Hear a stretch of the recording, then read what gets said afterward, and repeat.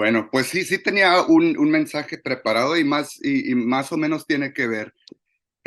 Sí lamento no haber escuchado lo de Jared, mil disculpas Jared. Él estaba hablando entonces sobre Pablo. Yo iba a hablar hoy un poco sobre el sufrimiento y pues algún contexto muy importante para el sufrimiento es escuchar a Dios, obedecer a Dios y conocer la voz de Dios, ¿verdad? Entonces yo he hablado mucho sobre la oración, que es yo creo sobre lo que hablaron hoy, porque es el modo más bueno para estar en contacto con Dios, ¿verdad? Dios es un ser que se quiere hacer conocer y que nos quiere conocer, entonces a través de la oración es como lo conocemos, más que nada. También agregándole la Biblia, ¿verdad? No podemos dejar eso, tenemos que leer la Biblia todos los días porque así es como Dios se reveló hacia todo el mundo.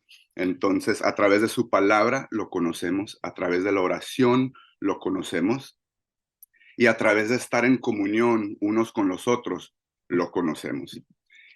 Pero hoy vamos a hablar un poco sobre el sufrimiento.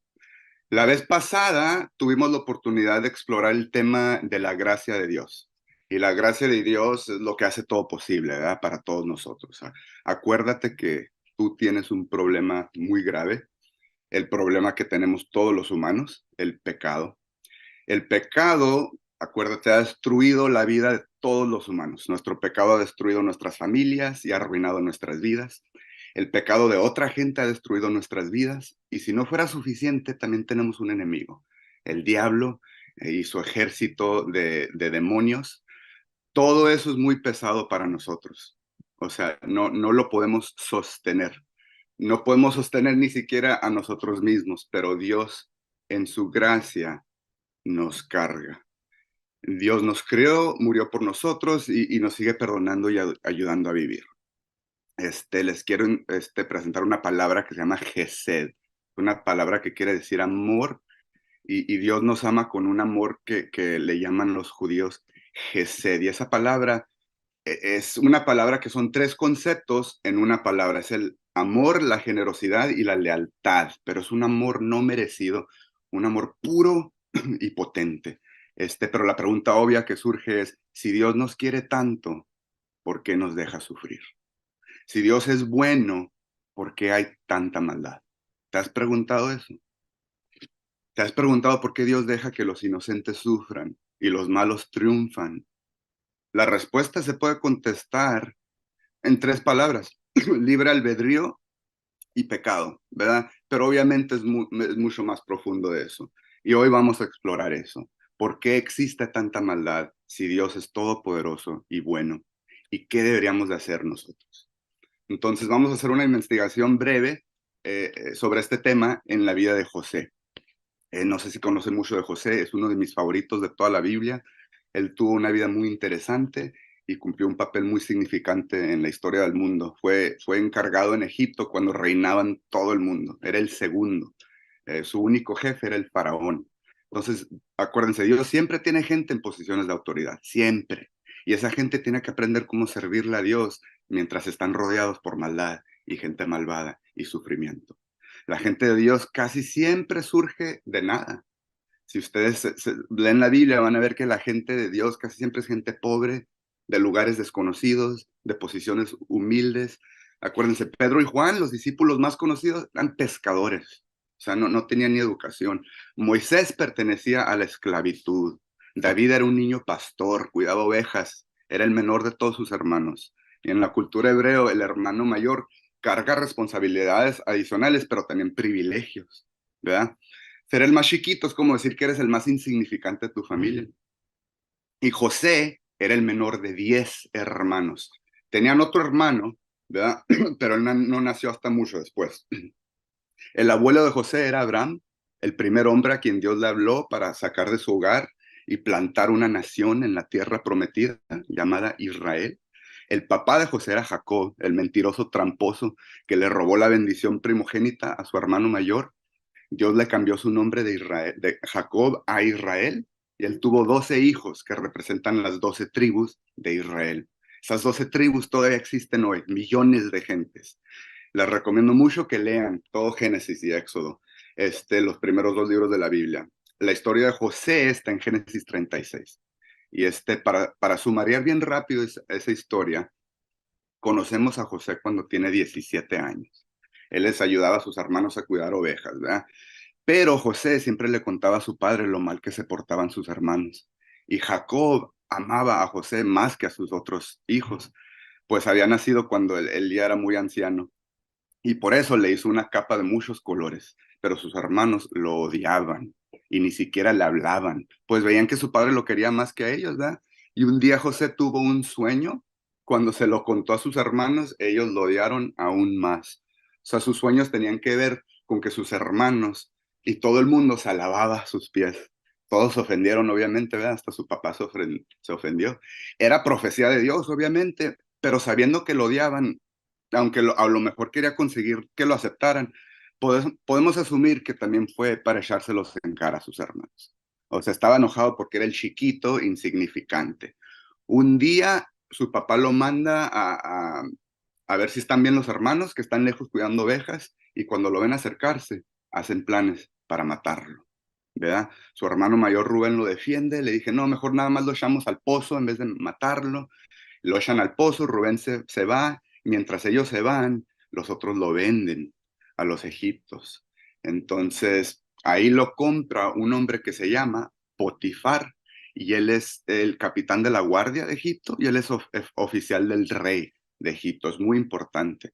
Entonces José empieza a trabajar por él y lo promueven, porque Dios está con él y hace trabajo muy bueno.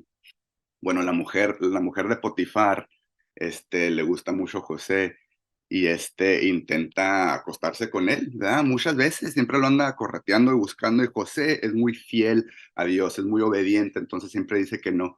Y ya por fin sale corriendo porque esta mujer ya no lo deja en paz. Bueno, ella lo acusa que la violó, entonces lo meten a la cárcel. Meten a la cárcel por 8 años. 6 años estuvo ahí, hasta que hubo una oportunidad para salir. Él ahí conoció al copero y el panero del rey. El copero es el que se tomaba todas las bebidas del rey para asegurarse que no estaban envenenadas. El panero era lo mismo, pero con la comida, y también hacía la comida. Bueno, ellos también están encarcelados, José los conoce, y luego ellos les toca salir, entonces ahí se abre una oportunidad para José, pero se olvidan de él.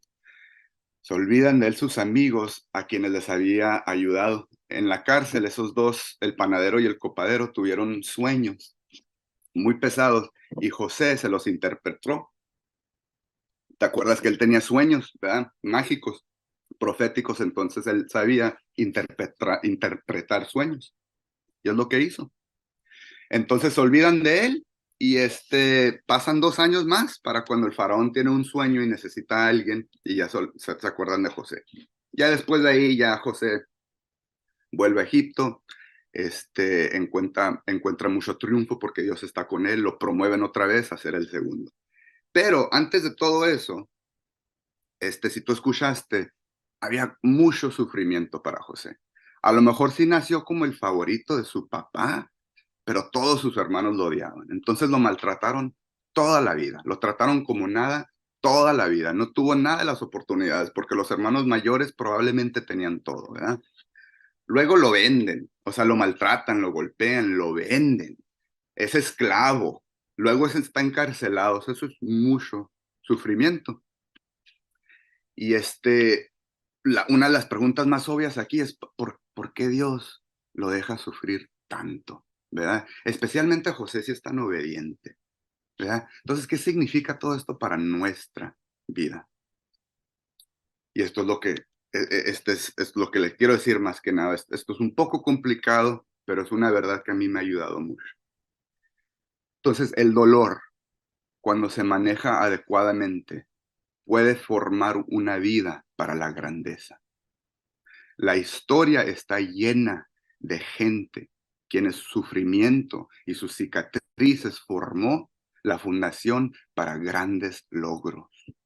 No al pesar de la injusticia que sufrieron, sino porque sufrieron. Porque tuvieron que aguantar tanto, pudieron adquirir lo que necesitaban para lograr grandeza. Es difícil entender eso y parece cruel que tengamos que sufrir. Un teólogo antiguo que se llama A. W. Tozer, él dijo: yo dudo que Dios pueda bendecir a un hombre grandemente hasta que lo lastime profundamente. José sufrió muchas injusticias en su vida. Acuérdate, en esta vida hay mucho pecado, interno y externo, y no nos vamos a escapar de eso. Tú has sufrido muchas injusticias en tu vida. A lo mejor estás sufriendo profundamente en estos días. Te has esforzado para vivir bien y obedecer a Dios, y sin embargo continúa el sufrimiento, continúas teniendo que esperar. Y cuando te preguntes por qué, acuérdate de la vida de José. Él había sido muy obediente con Dios y lo promovieron porque Dios estaba con él, pero luego lo encarcelaron por 8 años y sufrió tanto. ¿Por qué? Si hubiera obedecido a Dios, ya era hijo de Dios, ¿por qué permitió Dios tanto sufrimiento? Bueno, la respuesta es porque Dios todavía estaba tratando con él. Y es lo mismo contigo. Dios está tratando contigo, te está sanando, te está conociendo, te está abriendo puertas para conocerlo a Él. Entonces empezamos con lo simple, empezamos leyendo nuestras Biblias todos los días, orando con Dios todos los días y haciendo lo que dice la Biblia. Es de lo más difícil que vamos a hacer en esta vida. Pero si lo podemos hacer, Dios no nada más nos va a cuidar, Dios no nada más nos va a ayudar, Él puede usar todo este dolor, toda esta injusticia que tenemos para una vida realmente de grandeza. A lo mejor no grandeza como nos imaginamos, como el mundo, ¿verdad? Dinero, fama, pero una grandeza que no se compara con nada más, porque nada se compara con Dios y con conocer a Dios. Entonces ese es mi mensaje. Si me permiten, me gustaría orar y permito que Alberto nos despida. Dios Padre, te agradezco mucho esta oportunidad de estar junto con mis hermanos. Lamento mucho, mil disculpas por haber llegado tarde y todo eso, pero igual agradecemos que Dios, tú eres el que obras igual, y tu gracia, no la derramas a todos. Entonces te pido tanto por cada hombre que está escuchando, Padre. Te pido por sus vidas, te pido que les mandes consuelo, te pido que les abras puertas, que les abras los ojos y los oídos, que los perdones y que les des un abrazo fuerte y seguro y que los ayudes. Ayúdalos a levantarse, ayúdalos a caminar. Ayúdanos a todos, Padre, te necesitamos desesperadamente, no podemos sin ti, Jesús, no se puede nada. Entonces, ayúdanos. Usa todo este dolor que tenemos, que cargamos, Padre, y úsalo para sanarnos y para hacer obras milagrosas para tu reino, para que todo el mundo te conozca a ti, para que tu nombre sea famoso, no el de nosotros, Padre. Hemos sufrido mucho, nuestra gente ha sufrido mucho, nuestras relaciones, nuestras familias, hay mucho sufrimiento, Padre, y necesitamos tu ayuda, necesitamos tu consuelo, necesitamos que compongas todo eso, todas nuestras relaciones, Padre. Por favor, restáuranos y todas las partes de nuestra vida. Los hombres que están escuchando esto han sufrido mucho y están aguantando algo muy difícil que la mayoría de la gente nunca va a tener que aguantar, Padre. Es un dolor enorme, pero con el dolor enorme también existe bendición enorme. Entonces, Padre, dale la fuerza para que te busquen todos los días, para que puedas usar este dolor para causar grandes, grandes milagros en la vida de ellos. Te lo pedimos todo a través de tu Espíritu, en tu nombre, Jesús, en el nombre de tu Hijo Jesús, Padre, te lo pedimos. Amén.